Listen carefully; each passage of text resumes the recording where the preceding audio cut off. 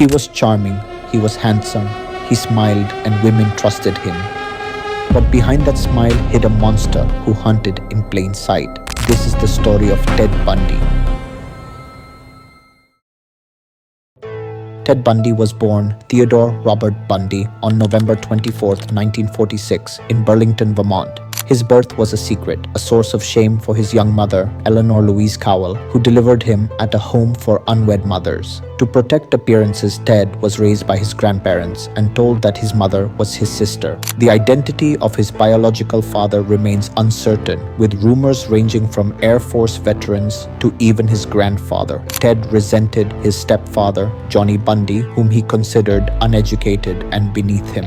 From a young age, Ted displayed disturbing fascinations. At 3, he became obsessed with knives. As a teenager, he dissected animals, experimented with drowning, and showed no remorse or shame. He began peeping into windows and stealing objects, testing boundaries, and manipulating those around him.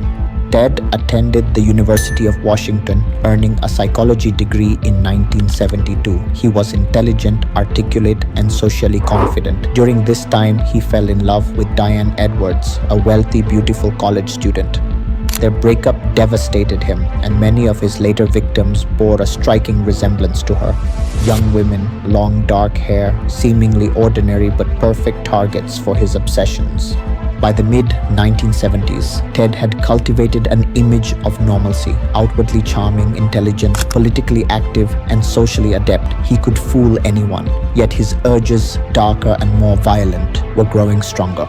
Elizabeth Klopfer, Ted's girlfriend from 1969, noticed early warning signs, knives in his desk, unexplained absences, and his disturbing fascination with violence. She went to the police twice, but they dismissed her concerns. After Ted's arrest, he confessed over the phone that he had attempted to kill her, admitting he could not resist when his sickness took over. Elizabeth broke off all ties and later wrote a book about her terrifying experiences with him.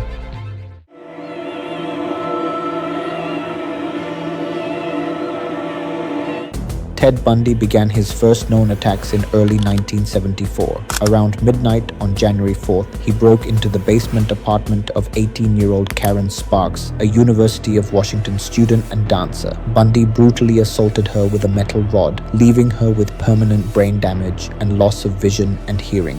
On February 1st, Bundy entered the room of Linda Ann Healy, a 21-year-old UW student who gave ski weather reports on local radio. He beat her unconscious, dressed her neatly, and carried her away, later admitting to killing her and leaving her body in a secluded area. Over the following months, disappearances of young women in Washington increased at a rate of about 1 per month. Donna Gail Manson vanished from Evergreen State College on March 12th. Bundy later claimed to have destroyed her remains in his girlfriend's fireplace. On April 17th, Susan Elaine Roncourt, 18, disappeared from Central Washington State College after a campus meeting. Witnesses recalled a man with an arm sling asking for help carrying books to a tan Volkswagen Beetle. On May 6th, Roberta Kathy Parks, 22, disappeared from Oregon State University after leaving to meet friends for coffee.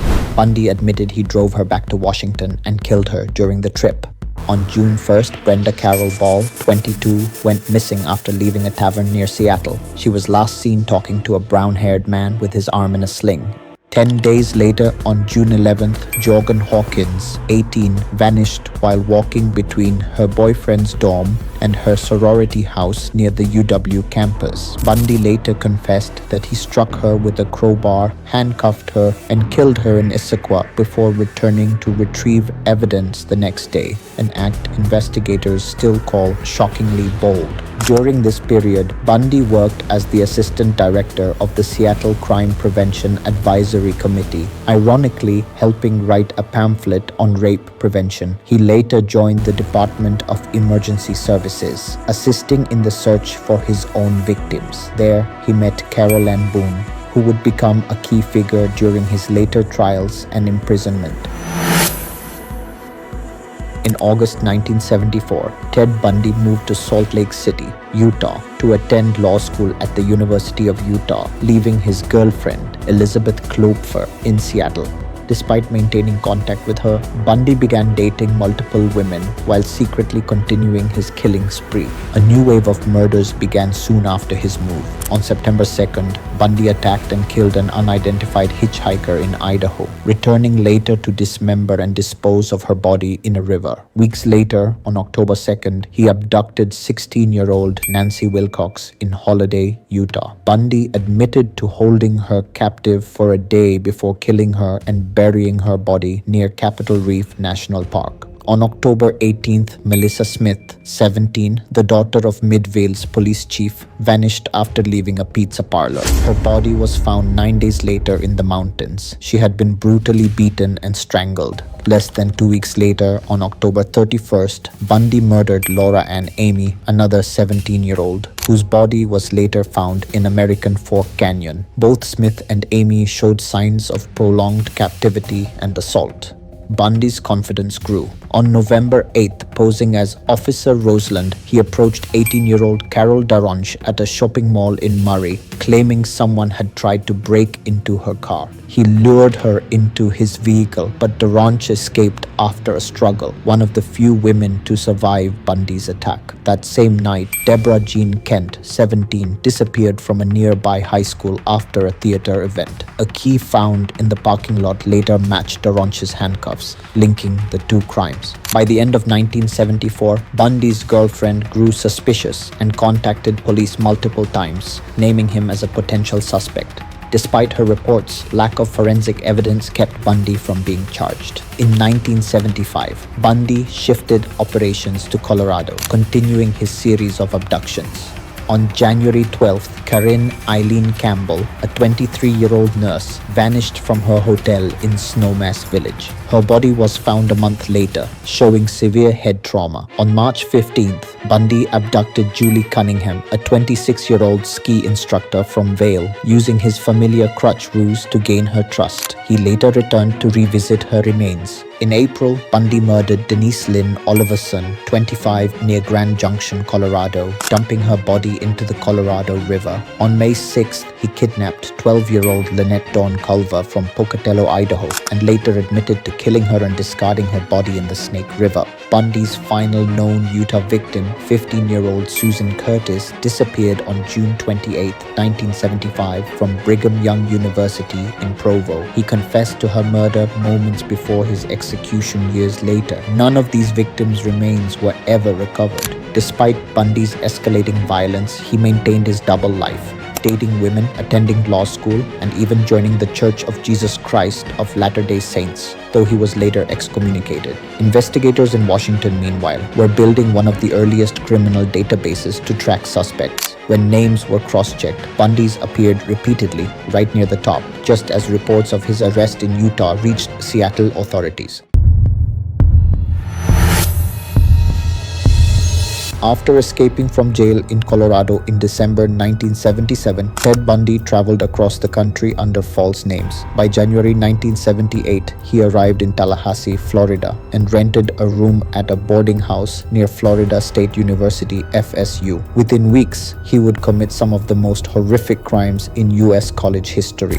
In the early hours of January 15, 1978, Bundy broke into the Chi Omega sorority house through a back door with a faulty lock. Moving silently between rooms, he attacked several sleeping students. He bludgeoned and strangled Margaret Bowman and Lisa Levy, leaving both dead, and savagely beat Karen Chandler and Kathy Kleiner, who survived with serious injuries. The violence lasted barely 15 minutes but stunned the community. Minutes later, Bundy struck again, breaking into the apartment of Cheryl Thomas, an FSU student living nearby.